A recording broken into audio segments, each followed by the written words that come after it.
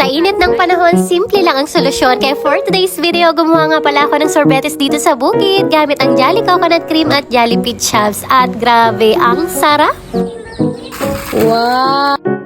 At gamit nga itong Jolly Peach Chubs ay gagawa tayo ng isang masarap na ice cream. Gusto sana namin yung mango flavor kasi hindi ata tag-season ngayon ng mangga, kaya eto na lang dahil pwede rin itong ipang-alternate sa mangga dahil hindi naman sila nagkakalayo sa lasa. They always look fresh at tingnan nyo naman kung gaano kakintab yung pagkakadilaw at talagang napakasarap niyan. Balikinat ko nga lamang pala siya into cubes at eto nga pala yung magiging flavor ng ating sorbetes. At dito naglagay na ako ng 5 sachet of all-purpose cream tapos nagdagdag pa ako ng isang lata ng Jolly Coconut Cream para sa creamy goodness ng totoong gata. Tapos 1 kilo nitong condensed milk at pagkatapos ayan nga at imimix na nga natin hanggang sa makuha natin yung tamang pagkakalapot. Sobrang simple at napakadali din lang talaga nitong gawin. Perfecto lalo pa ngayong summer season para maibsan naman ang init at banas ng panahon. At eto para sa ating ice cream flavor, nilagay ko na rin nga pala itong mga ginayat ko into cubes na mga peach chubs. Then eto na nga at ready na para i-freeze natin to overnight. Wow!